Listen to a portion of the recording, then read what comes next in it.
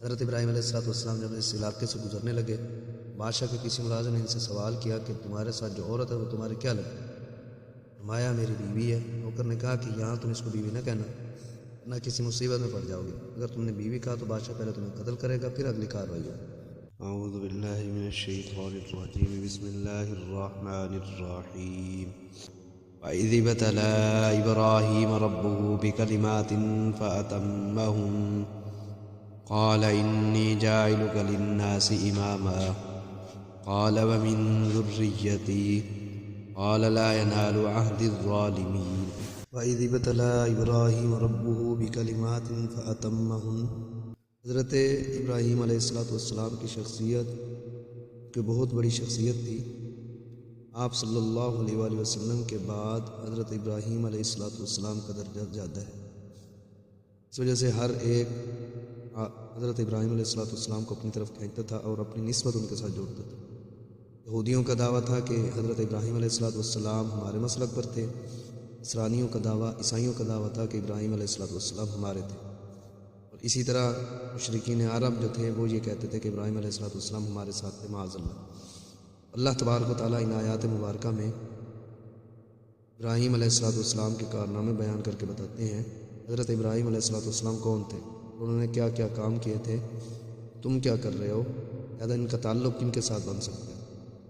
آگے دونوں رکوعوں تک یہی بیان چلے گا۔ اللہ تعالیٰ فرماتے ہیں وَإِذِ ابْتَلَى إِبْرَاهِيمَ رَبُّهُ، اور جب آزمایا اللہ ابراہیم علیہ السلام کو اس کے رب نے کلمات چند باتوں میں، فَأَتَمَّهُنَّ، بس ابراہیم علیہ السلام نے ان باتوں کو پورا کر دیا۔ اب یہاں ایک سوال پیدا ہوتا ہے کہ امتحان تو وہ لیتا ہے جسے کسی کی قابلیت اور اہلیت کا علم نہ ہو۔ اللہ تعالیٰ تو علیم کل ہے، اللہ تعالیٰ کے امتحان لینے کا کیا مطلب؟ وہ پہلی بات تو یہ ہے کہ ایک امتحان یہ ہوتا ہے کہ کسی کی قابلیت اہلیت کو معلوم کرنے کے لیے لیا جاتا ہے، جو عام طور پر ہوتا ہے جیسے طالب علم سے امتحان لیا جاتا ہے، وہ صرف اس چیز کو دیکھنے کے لیے کہ یہ طالب علم کس قدر قابل ہے۔ اور دوسرا امتحان اس طرح بھی لیا جاتا ہے، کسی کی قابلیت اور اہلیت کا علم ہوتا ہے لیکن چونکہ دوسرے لوگ اس سے ناواقف ہوتے ہیں، لہٰذا اس وجہ سے امتحان لیا جاتا ہے کہ تاکہ دوسروں کو بھی پتہ چل جائے یہ بندہ کتنا قابل ہے۔ وہ حضرت ابراہیم علیہ السلام کی امتحان کی یہی غرض و غایت تھی، جس ہستی کو میں نے اپنا خلیل منتخب کیا ہے اور اپنا بلند مقام عطا فرمایا ہے، اس میں یہ خوبی ہے۔ ایسے مثال کے طور پہ ہمیں معلوم ہے کہ ہمارا فلاں شاگرد قابل ہے، ہمارے سوالات کے جواب بھی جانتا ہے، مجمع میں ہم اس سے سوال کرتے ہیں کہ برخوردار اس کا جواب دے۔ اب ہمارا اس سے سوال کرنا اس غرض سے نہیں ہے کہ ہم اس کی قابلیت معلوم کرنا چاہتے ہیں، بلکہ مقصد یہ ہے کہ مجلس والے اس فضیلت کو تسلیم کر لیں کہ کس طرح صحیح جواب دے رہے ہیں۔ تو اللہ تعالیٰ کی طرف جب امتحان لینے کی نسبت ہوگی، اسی معنی میں ہوگی کہ مخلوق کو اس کی قدر و منزلت کا علم ہو جائے۔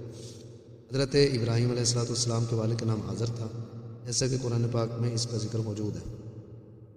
وَإِذْ قَالَ إِبْرَاهِيمُ لِأَبِيهِ آزر، اور جب کہا ابراہیم علیہ السلام نے، اب اللہ تعالیٰ نے حضرت ابراہیم علیہ السلام سے جو امتحانات لیے، ان امتحانات میں سے ایک امتحان کا ذکر اللہ تبارک و تعالیٰ بیان فرما رہے ہیں۔ قرآن پاک میں دوسری جگہ موجود ہے وَإِذْ قَالَ إِبْرَاهِيمُ لِأَبِيهِ آزر، جب کہا ابراہیم علیہ السلام نے اپنے باپ آزر کو، تاریخ آزر کا لقب تھا، اس وقت کلدانیوں کی حکومت تھی اور نمرود بن کنعان بڑا ظالم جابر اور مشرک بادشاہ، اس کا دارالحکومت شہر کوسا تھا۔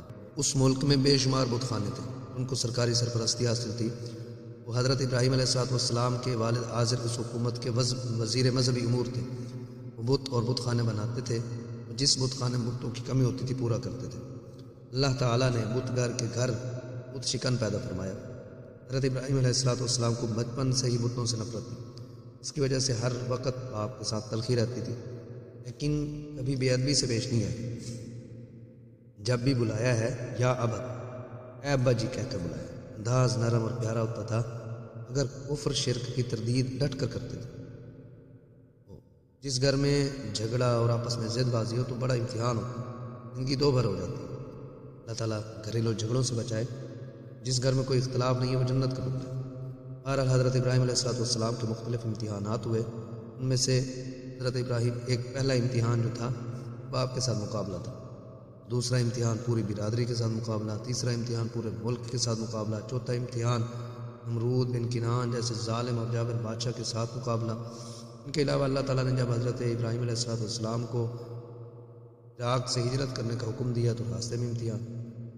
عراق میں یہ 3 بزرگ مسلمان تھے، حضرت ابراہیم، ان کے بھتیجے حضرت علیہ السلام، ان کے اہلیہ حضرت سارہ، ان کے چچا کی بیٹی تھی۔ تینوں حضرات عراق سے ہجرت کر کے شام تشریف لے گئے۔ اب راستے میں ایک ظالم بد کردار بادشاہ اس علاقہ سے جو خوبصورت عورت گزرتی اسے بے آبرو کیے بغیر نہیں چھوڑتا تھا، اور اگر اس عورت کے ساتھ خامن ہوتا تو اسے قتل کرا دیتا تھا۔ حضرت ابراہیم علیہ السلام جب اس علاقے سے گزرنے لگے، بادشاہ کے کسی ملازم نے ان سے سوال کیا کہ تمہارے ساتھ جو عورت ہے وہ تمہارے کیا لگے؟ فرمایا میری بیوی ہے۔ نوکر نے کہا کہ یہاں تم اس کو بیوی نہ کہنا، نہ کسی مصیبت میں پڑ جاؤ گی۔ اگر تم نے بیوی کہا تو بادشاہ پہلے تمہیں قتل کرے گا، پھر اگلی کارروائی ہوگی۔ شریف آدمی معلوم ہوتے ہو، پردیسی مسافر نظر آتے ہو، اس لیے ہم نے تمہیں بتا دیا، اگر بادشاہ تمہیں بلا کر پوچھے بیوی نہ کہنا بلکہ کہنا کہ یہ میری بہن ہے، اس کے علاوہ ہم کچھ نہیں کر سکتے کیونکہ ہم ملازم ہیں۔ حضرت ابراہیم علیہ السلام نے حضرت سارہ علیہ السلام کو سمجھا دیا، اگر بادشاہ تجھے پوچھے کہ تیرے ساتھ کون ہے، کہہ دینا کہ میرا بھائی ہے، اس لیے کہ انتی اختی فی دین اللہ، اللہ تعالیٰ کے دین میں تو میری بہن ہے، دینی بھائی مراد لینا۔ چنانچہ حضرت ابراہیم علیہ السلام کو بادشاہ کے سامنے پیش کیا گیا۔ بادشاہ نے پوچھا کہ یہ عورت کون ہے؟ میں میری بہن ہے۔ اس بادشاہ نے غلط ارادہ کیا، وہ گھٹنوں تک زمین میں دھنس گیا، لگا منت سماعت کرنے اور غلط ارادے سے توبہ کی۔ اللہ تعالیٰ نے زمین سے نکالا، مجبور ہو کر اپنی لونڈی ہاجرہ ان کو دے کر جان چھڑائی۔ حضرت ابراہیم علیہ السلام نے حضرت ہاجرہ علیہ السلام سے نکاح کر لیا اور ان کے بطن سے حضرت اسماعیل علیہ السلام۔ اس کے بعد پھر یہ امتحان ہوا کہ اللہ تعالیٰ نے فرمایا کہ ان کو مکہ مکرمہ میں چھوڑ کر واپس آ جاؤ، جہاں نہ کوئی سبزہ، نہ کوئی انسان، نہ کوئی مکان، جوان سال عورت اور دودھ پیتا بچہ، مکہ مکرمہ میں چھوڑ کر واپس چلے۔ پھر وہ بچہ جب چلنے پھرنے کے قابل ہوا، تقریباً 13 سال کی عمر کا ہوتا ہے، تو اللہ تعالیٰ نے فرمایا کہ اس کو ذبح کر دو۔ اللہ تعالیٰ نے قدم قدم پر امتحان لیا، حضرت ابراہیم علیہ السلام ہر امتحان میں کامیاب ہوئے۔ اللہ تعالیٰ فرماتے ہیں وَإِذِ ابْتَلَىٰ إِبْرَاهِيمَ رَبُّهُ بِكَلِمَاتٍ فَأَتَمَّهُنَّ، اور جب آزمایا ابراہیم علیہ السلام کو اس کے رب نے بکلمات، چند باتوں میں، چند کاموں میں، فَأَتَمَّهُنَّ، بس ابراہیم علیہ السلام نے ان کو پورا کر دیا۔ قال، فرمایا پروردگار نے انی جاعلک للناس اماما، بے شک میں بنانے والا ہوں تمہیں لوگوں کے لیے پیشوا۔ قال ومن ذریتی، کہا ابراہیم علیہ السلام نے اور میری اولاد میں سے بھی۔ قال لا ینال عہد الظالمین، فرمایا اللہ تعالیٰ نے نہیں پہنچے گا میرا عہد ظالموں کو۔ یہ دینی امامت کا عہدہ بہت بلند ہے، اور آپ کی اولاد میں کافر مشرک بھی ہوں گے، لہذا یہ وعدہ ساری اولاد کے لیے نہیں۔